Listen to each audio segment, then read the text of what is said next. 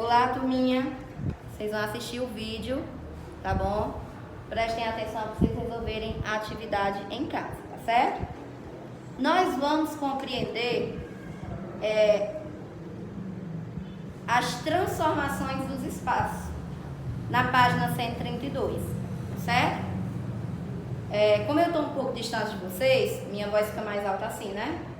Então vou baixar aqui só para vocês ouvirem, já que vocês estão com a distância bem distante, né? Distância bem distante. Estão entendendo o sentido da frase? Não pode, né? Coerência. O que nós vamos compreender sobre as transformações dos espaços? Gente, vocês acham que o nosso espaço, ele muda? Ou ele é o mesmo desde sempre? Muda, né? Mas é uma mudança que acontece assim de um dia para o outro, uma semana para outra. Não, né? As transformações do nosso espaço, elas demoram, elas acontecem. E elas estão em constante transformação. Certo? Exatamente. E isso, gente, vem acontecendo no decorrer dos anos, no decorrer dos tempos, tanto na cidade, quanto na vida no campo, quanto na natureza. Acompanhe aí essa imagem da página 132. Página 132.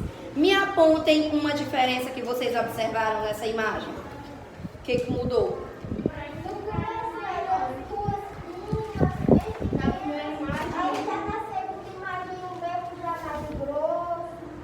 As ruas começaram a ficar mais largas, casas maiores, prédios.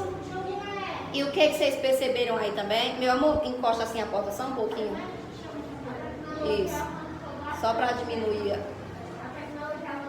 a tecnologia. Uma das coisas que a gente pode citar de transformação no nosso espaço é a tecnologia, que vem contribuindo bastante nessa transformação. Gente, vocês podem ver também que na terceira imagem tem árvore? Não tem. Certo? Então existem espaços que mudam sem parar ao nosso redor, enquanto outros nunca foram tocados. Por exemplo, existem ainda locais, como por exemplo lá na natureza, na floresta, que nunca foi tocado, enquanto outros já foram totalmente modificados, tá certo? Nos espaços mais urbanizados, que é a nossa cidade, onde há um fluxo maior de pessoas, certo? Exatamente. Onde há esse ritmo maior de pessoas, fluxo de pessoas, as mudanças tendem a acontecer mais rápido. Porque o ser humano ele está em constante, né, mudança e transformação dentro do seu espaço. Para quê? Para melhorar para si mesmo, né? Ser mais prático, mais tecnológico. Então, esses espaços onde tem um fluxo maior de pessoas, eles tendem a ter uma mudança mais rápida, certo? Por exemplo, na cidade, um prédio de apartamento que foi construído há 10 anos, amanhã ele pode ser derrubado para dar lugar ao quê? A outro território, a uma outra casa, a um outro prédio, a um shopping, por exemplo, né? Quantas e quantas casas a gente vê, casas mesmo assim históricas, antigas, que são derrubadas, né, tombadas para dar local a outro ambiente, né, no intuito de crescimento da cidade. Por exemplo, a prefeitura. Vocês lembram da prefeitura quando era ali no Banco do Brasil? Chegaram a ver só em vídeos, né, que eu já mostrei como é que era. Então, a prefeitura era ali. Então, a prefeitura teve que ser derrubada para dar local ao quê? Ao Banco do Brasil. Por quê, tia? Por ser central, né, mais próximo das pessoas e uma boa localização, certo? Vamos para a página 133 para a gente concluir o nosso pensamento. O espaço conta história. Vocês acreditam nisso?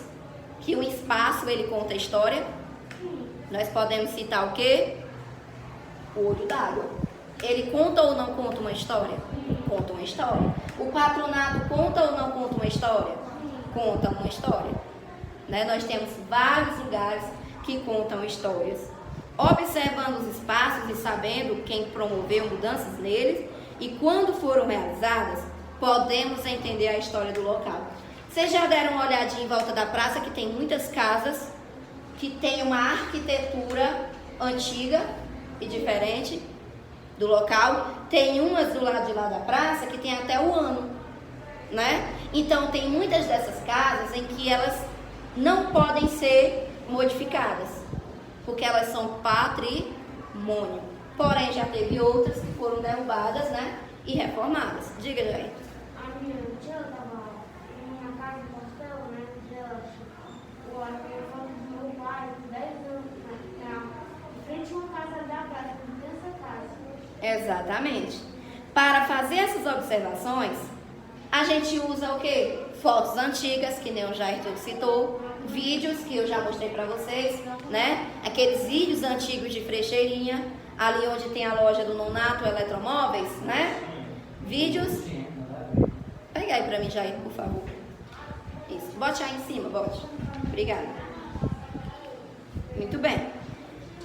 Podemos ver que em alguns lugares a avenida principal ela começou com uma estrada de barro. Hoje vocês veem a avenida, as duas avenidas bem bonitas, mas não era assim. Era barro, era chão. Exatamente. O espaço antigo não pode mesmo ser aproveitado. Agora eu faço um questionamento a vocês. Desculpa aqui. Antes de nos empolgarmos com a construção de uma nova loja de departamentos ou cinemas, a gente deve fazer a seguinte pergunta: o que vai sair dali para dar lugar a estas novas obras? Vocês imaginam que tem algum local aqui que futuramente possa ser derrubado e dado para ser construído outro local? Pois vai acontecer. Acreditem.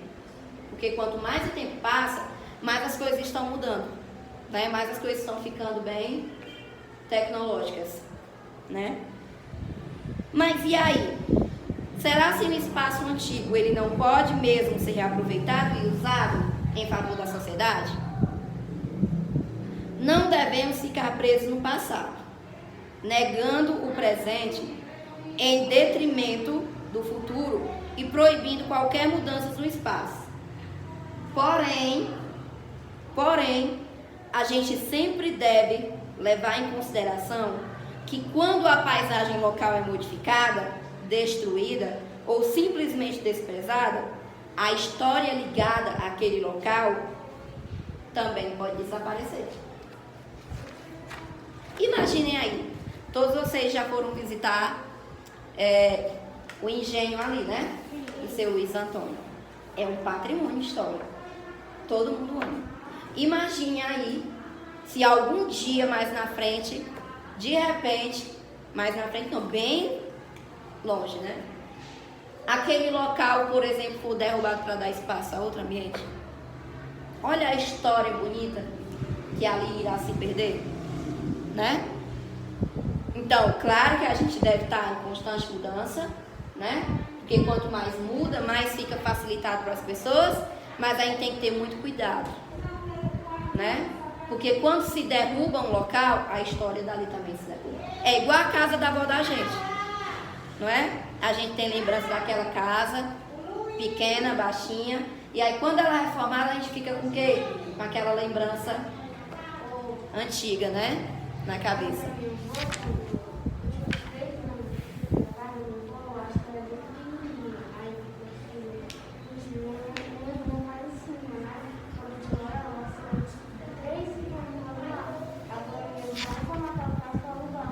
Exatamente.